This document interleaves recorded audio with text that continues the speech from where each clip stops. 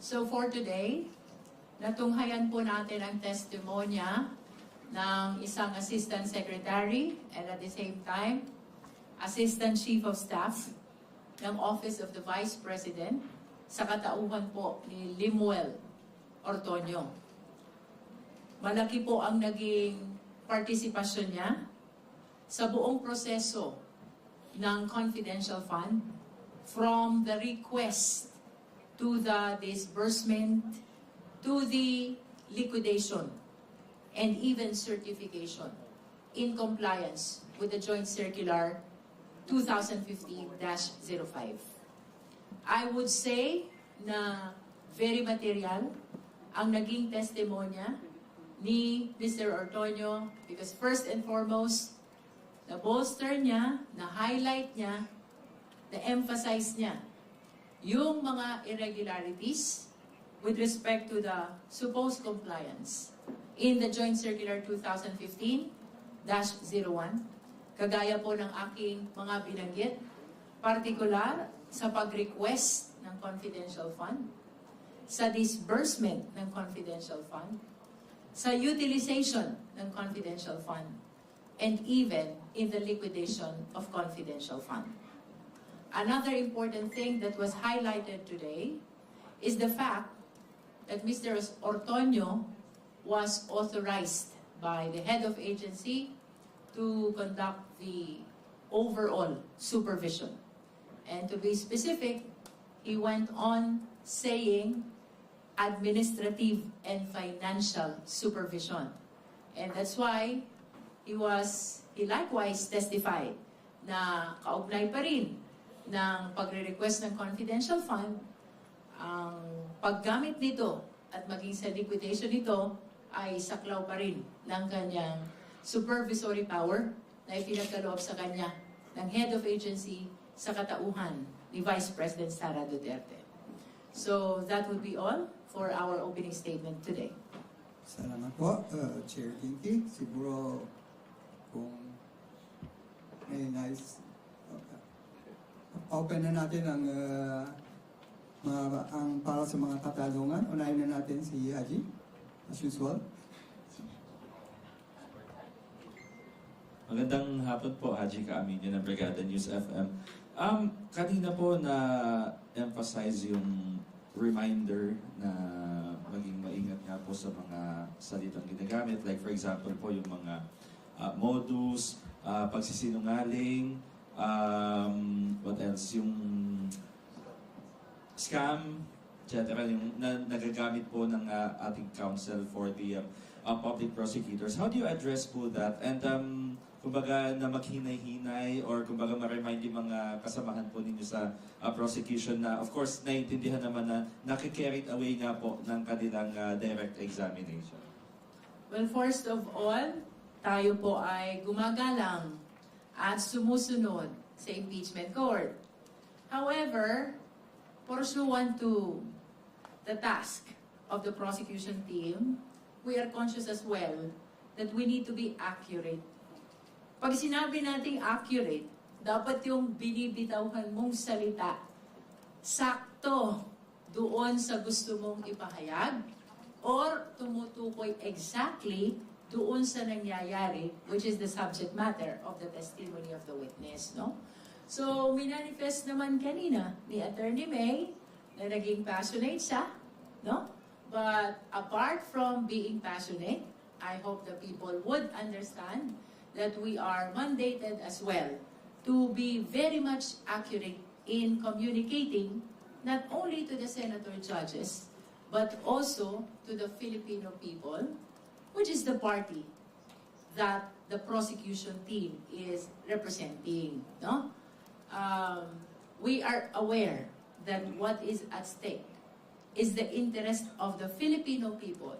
And that is why, habang nagko-conduct ng trial, hindi rin namin maialis sa aming sarili na maging very much accurate, sakto, maliwanag, klaro, sa gusto naming tukuying salita o pangyayari habang ginaganap itong paglilitis na ito.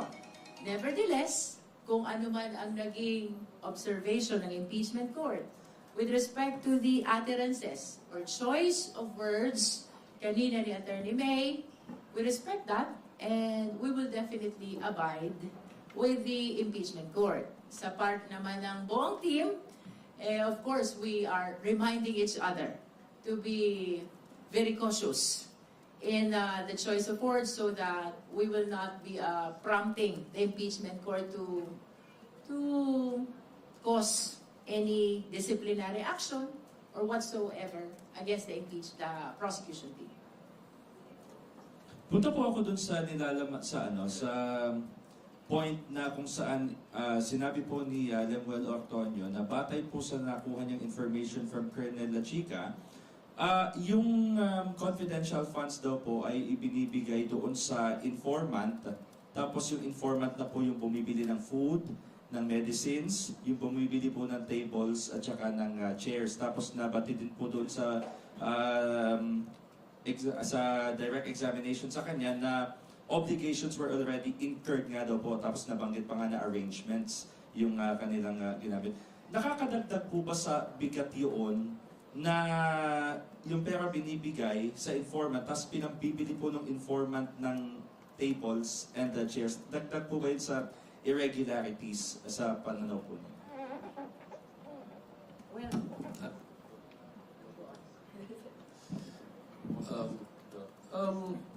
I'm sure the senator judges would consider this. No? Is it normal for an informant to declare ano ang intention niya dun sa nakuha niya ng pera, kung anong ipang bibili niya dito? No? Remember, supposedly payment to ng rewards sa informant. Tapos na dapat ang transaction nyo. May nagbigay ka na dapat na impormasyon, as a kabayaran, as a reward, bibigyan ka ng pera. Supposedly, yun ang sinabi nila. No?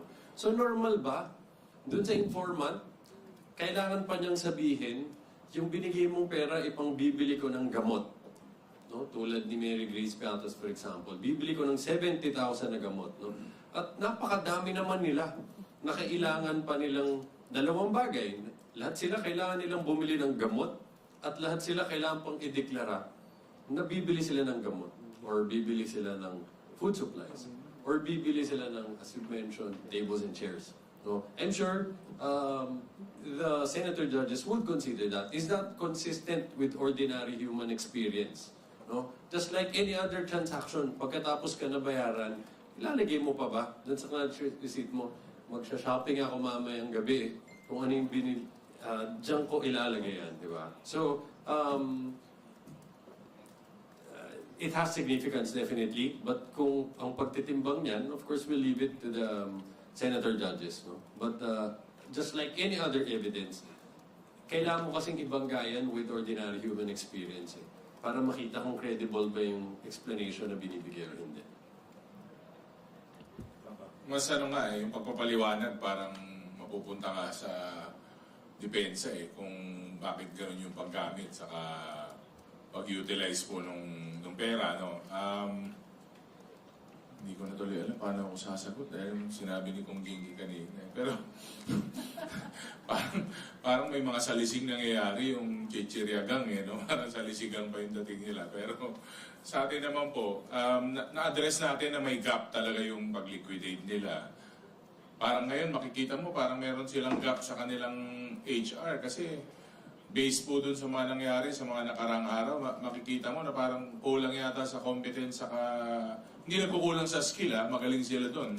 Magaling sila sa ginagawa nila, pero yung competence saka yung tamang paraan po ng pagbigay ng pera at paglabas ng pera, tingin ko nagkakaproblema doon. May gap sila kung competent ba sila sa trabaho nila o nagagawa nila ng tama yung trabaho nila. Kasi parang petty cash na yung pag-handle nila dun sa pera. Bahala na kung saan nila gagamitin. Basta makagawa sila ng kahit ano na parang may sarili din silang sinusunod na type of liquidation. Para din sila may sariling pamamaraan kung paano i-utilize yung pera. Kaya parang personal money, petty cash na nangyari dyan. Pero sabi ko nga, sa mga susunod na araw, sa mga susunod na hearing, makikita natin mas mabigat pa po sa side nga nila kung paano nila papatunayan kung saan eksakto ginamit yung pera nila. If I may add something to that, no? For me, parang may declaration against interest yan. Kasi ang statement ni Mr. Ortonio na pera po ang ibinibigay with undertaking ng recipient na ibibili ng gamot. Pero iba yung nakalagay sa papel. Ang nakalagay sa documents nila, sa AR, Acknowledgement Receipts, ibinili ng gamot. But if you will review his testimony, pera ang ibinigay. At may undertaking ang recipient na ibibili ng gamot. What do we call that? We call that misrepresentation. Kasi ang sinasabi sa dokumentong isinabit mo sa acknowledgement receipts, gamot ang ipinamigay sa recipients. And then during the trial, inaamin mo, pera ang ibinigay with the undertaking of the recipient na ibibili ito ng gamot. At tama, si DS Pao doon, si Attorney J, di na natin alam kung talaga bang ibibili yan ng gamot o hindi. But what is clear here, may misrepresentation na malinaw na naganap. Ang nakasaad sa papel, ibinili ng gamot. Ang testimonya ni Mr. Ortonio, pera ang ibinigay with the undertaking na ibibili ng gamot. So which is which? Okay, last na po, sorry.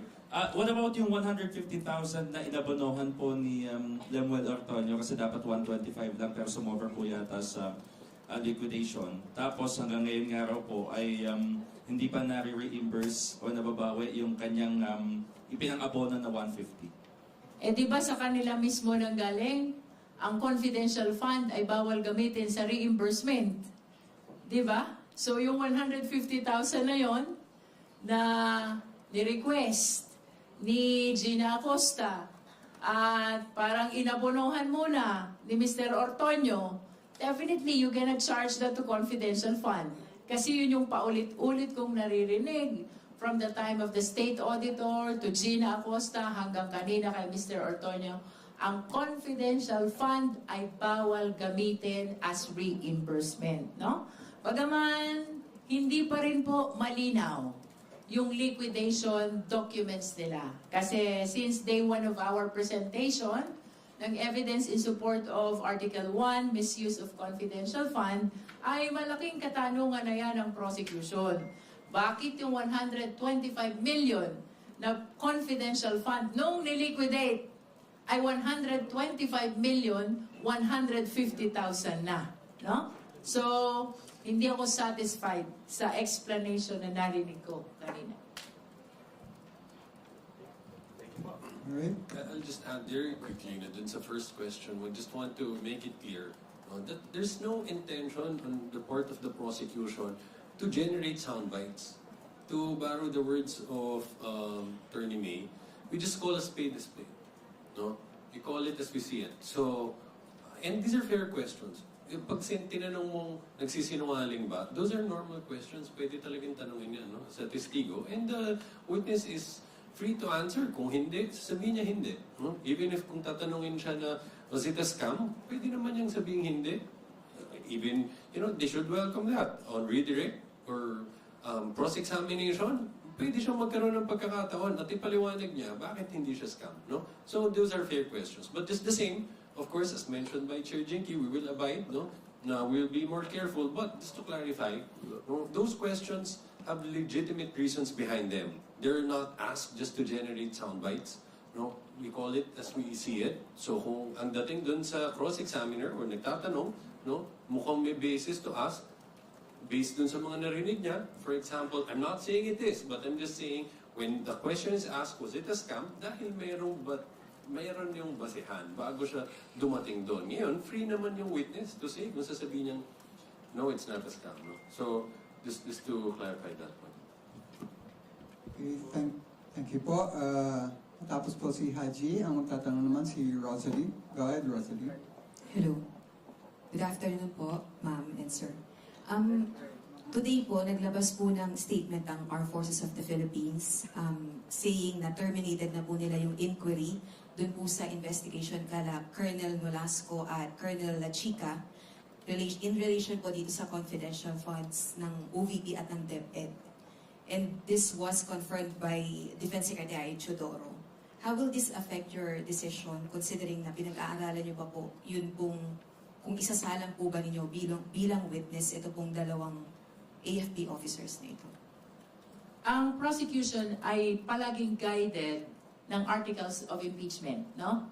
So, let us go back to the allegations under Article 1. Ang sabi dyan, misuse, misappropriation, and irregular liquidation of confidential fund.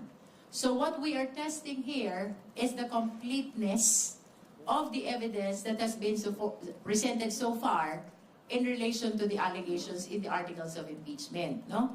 So if we, based on our evaluation, kulang pa, perhaps we can consider to present the AFP officers. But if upon revisiting the evidence that has been presented already, lalabas na kompleto na yung allegations, we apply the test. The test of repetition, paulit-ulit na ba? The test of redundancy, kalabisan na ba? The test of lack of necessity, wala na bang pangangailangan? Kung ang sagot sa lahat ng yan is in the affirmative, might as well we dispense with the presentation of the witness. But right now, wala pa po tayong final na decision because time and again, ang sinasabi po ng prosecution, we always revisit the list of the witnesses of the prosecution. Now, with respect to the conclusion of the supposed investigation of the AFP, of course, we are interested to know kung ano ang result ng investigation nila. But nevertheless, let us always remember this is impeachment trial, sui generis. This is neither criminal, nor civil, nor administrative. Kung ano man ang nangyari dun sa AFP, in as far as their investigation is concerned, that will not in any way bar the impeachment proceeding, much less the presentation of the AFP officers in the person of Colonel Achica and Colonel Nolasco.